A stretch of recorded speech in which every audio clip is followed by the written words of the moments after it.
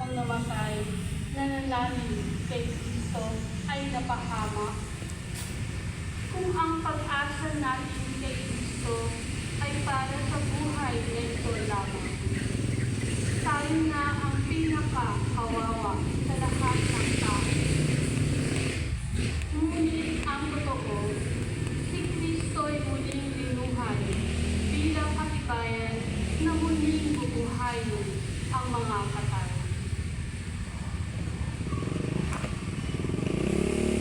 Ang salita ng Diyos. Salamat sa Diyos.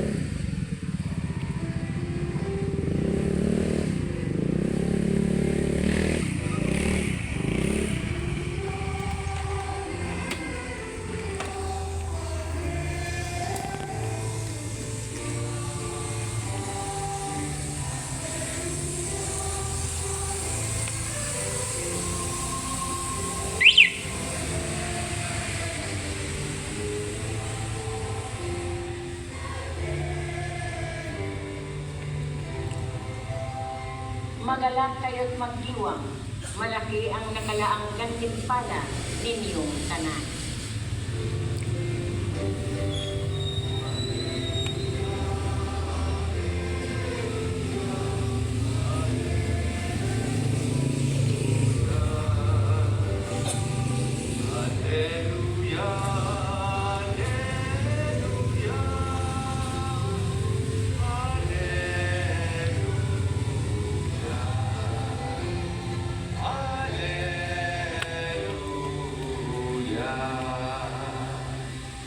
Sumainyo ang Panginoon At sumainyo. ang mabuting balita ng ating Panginoon ayon kay San Lucas. Papuri sa iyo, Panginoon. Noong panahon yon, bumaba si Jesus kasama ang 12 at tumayo siya sa isang patag na lugar. Naroon ang marami sa kanyang mga alagad at ang napakaraming tao buhat sa Judea at Jerusalem at sa mga bayan sa baybaying dagat ng Tiro at Sidon. Tumingin si Jesus sa mga alagad at kanyang sinabi, "Mapalad kayong mga dukha, sapagkat ang Diyos ang mag-aari sa inyo. Mapalad kayong mga nagugutom ngayon, sapagkat kayo ay bubusugin. Mapalad kayong tumatamis ngayon, sapagkat kayo ay magagalak. Mapalad kayo kung dahil sa anak ng tao, kayo'y kinabobootan, pinagtatabuyan, at inaanimuran ng mga tao, at pati ang inyong pangalan ay kinasusuklaman. Maggalak kayo at lumukso sa tuwa kung ito ay mangyari, sapagkat malaki ang inyong gantimpala sa langit. Kaya din ang ginawa ng kanilang mga ninuno sa mga propeta. Ngunit sa aba ninyong mayayaman ngayon, sapagkat nagtamasa na kayo ng kaginhawaan. Sa aba ninyong mga busog ngayon, sapagkat kayo ay magugutom. Sa aba ninyong nagsisitawa ngayon, sapagkat kayo ay magdadalamhati at magsisitangis. Sa aba ninyo kung kayo'y pinupuri ng lahat ng tao, sapagkat gayon din ang ginawa ng kanilang mga ninuno sa mga bulaang propeta.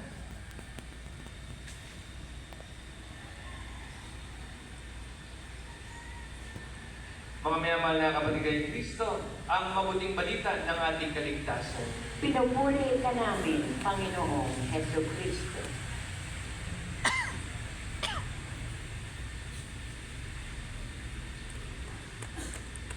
Muli po, magandang umaga sa inyong lahat. Good morning. Ngayon po'y araw ng linggo. Palakpakan natin ang ating Panginoon. Sa panahon natin ngayon, tatanungin ko kayo, ano po ang itinuturing ninyo na taong maswerte? Kapag narinig nyo yung Itong taong to, maswerte. Ano ang unang pumapasok sa isip ninyo? Ano ang qualification ng isang tao para sa inyo ay maging maswerte? Sabi nyo, itong taong to, swerte. Siguro lang. No? Hindi ako sigurado. Pero baka. Posible kaya na sinasabi natin, ang tao ito maswerte kasi laki bahay niya, mayaman siya, gaganda sa sakyan niya, ang isang pera sa bangko, ganda bihis niya, katawan niya puno ng alahas. Sabi nga may sakit na hepa. Alam niyo yung hepa? Diba yung naninilaw? Kasi nga diba? Kapag ka bumili sa palengke, hindi tumuturo Hindi tumuturo. Diba? Pagkano to? Sa palengke. Pagka tumuro sa palengke, talagang labas lahat. 5 daliri. Pagkano to? Kasi lahat ng daliri may singsing Pagkano to? Ano ang qualification para maging maswerte? Yun ba? So, pagka yun ang consideration natin na yun ang maswerte, mahal ba ng buhay, yaman, ganda bahay, nakatira sa mga gated subdivision, paano na lang yung malas? Anong malas? Malas na itong tao. Kung yun ang kabaligtaran, swerte, yun ang qualification natin, paano na lang yung malas? Malas na itong tao. Maaari, kung yun ang qualification natin, wala tayo dun sa swerte, malas tayo. Malas pa tayo kung pobre tayo, maliit ang bahay natin. Gigiray-giray yung bahay natin. Yung damit natin, wash and wear. Lalabahan mo ngayon, susuot mo mamaya. Wala ka sasakyan. Kahit pang tricycle, hirap na hirap kang magbayad. O kakain ka, pwede isang beses na lang. Yun ba ang malas? Alam niyo, magandang ma-check natin yung ating pag-iisip ngayon. Alam niyo kung bakit? Sapagkat itong imbitasyon sa atin ng Panginoon ngayong araw na ito. Kung nakinig kayo maigi sa ating mga pagbasa ngayon, lalong-lalo na ng ating binasang Ebanghelyo, yung ating binasang Ebanghelyo ay hango sa Ebanghelyo ayon kay San Lucas, from the Gospel according to St. Luke, chapter 6, 17 hanggang 26. At ang title po nito ay The Beatitudes. Ang mga tunay na mapapalad, ang mga tunay na maswerte. Hindi ayon sa mata ng tao, hindi ayon sa mata ng mundo, kundi sa mata ng Diyos, sino daw ang totoong maswerte? Sino daw ang totoong mapalad? Sa mata, hindi ng mundo, kundi sa mata ng Diyos. At kung nakinig kayo maigi sa ating Ebanghelyo, sigurado ako, may mga tanong kayo. Sapagkat baligtad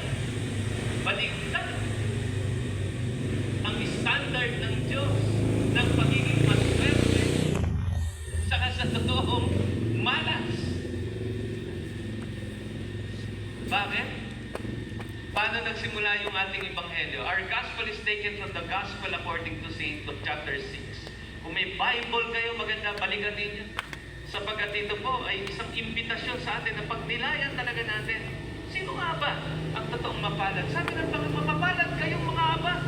Blessed are you who are poor. Baligtad. Ano sabi ko kanina? Maaari yung konsiderasyon natin kanina. Ano yung maswerte? Maswerte yung mayaman, maganda buhay. Ang malas ay yung kabaligtad.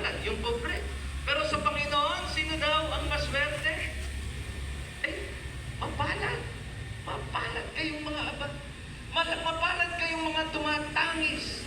Mapalad kayo na namimighati. Mapalad kayong kinasusuklaman. Kayong mga hindi pinupuri. Ay kabaligtaran. Yun ang mapalad sa Diyos. Eh sino naman ang malas?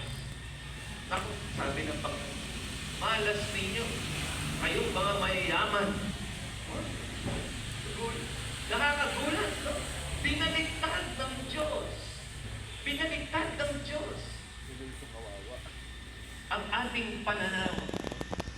At kaya itong ating ebanghelyo ngayon ay isang imbitasyon sa atin na tignan natin yung puri ng ating buhay. Sabihin ba natin, Father, ang ibig ba sabihin nito, hindi na ako magtatrabaho. Ang ibig ba sabihin nito, hindi na ako maghahanap buhay. No? Magpapakapobre na lang ba ako? Kung mahirap ako, wala na akong pangarap sa buhay. Yun na lang. Dahil swerte. Kung nagtatanong ka ngayon, congratulations. Kasi yun ang layunin. Yun ang layunin ng salita ng Diyos. Na tayo ay makapagnilay. Pero, ito ang magandang maintindihan natin. Ang itinuturing ng Diyos na mapalad ay hindi yung isang tao lamang na automatic na, okay, pobre ka, automatic may gate pass ka, pasok sa langit. Ay hindi ko yun ang ibig sabihin. Hindi rin niya ibig sabihin na ikaw ay mayaman, malas mo, hindi ka makakapasok sa karir. Hindi rin po. Hindi yun. At kaya maganda, nagbabasa tayo ng Bible. Maganda, nagbabasa tayo ng salita ng Diyos para maintindihan natin sino nga ba ang totoong mapalad.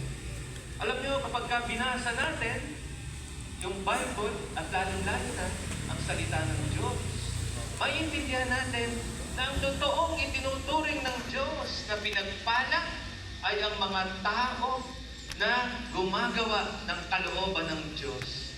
Ang mga tao na sumusunod sa kalooban ng Diyos. At ano ang kalooban ng Diyos? Pinakilala sa atin ng Panginoon yung ano ang kanyang kalooban sa pamagitan nila. At ano ang kalooban ng Panginoon?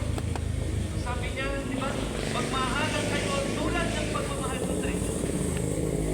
Mahalin mo ang iyong kapwa. Do good to your neighbor. Pag naintindihan natin ito, unti-unti maintindihan natin na hindi sa pagiging material na mahirap, hindi sa pagiging material na mayaman, ang pagiging swerte o mapalad. Ang itinuturing ng Diyos na maswerte ay yung mga tao na nananahan ang Diyos sa Kanya sapagkat ang Diyos ay Kanyang sinusunod. So maaari na ikaw ay nagdurusa sa buhay ngayon. Naghihirap, naghahanap buhay. Maaari ikaw ay isang ordinaryong tatay na alas 3 ng umaga gigising, alas 4 mag-aabang na ng sasakyan dyan sa Commonwealth, alas 5 makikipagsiksika na sa mga bus, sa mga jeep. Araw-araw ginagawa mo yun. Pag-uwi mo, traffic, mga alas 7, alas 8 ka na makakarating sa bahay. Kakapiranggot na sweldo.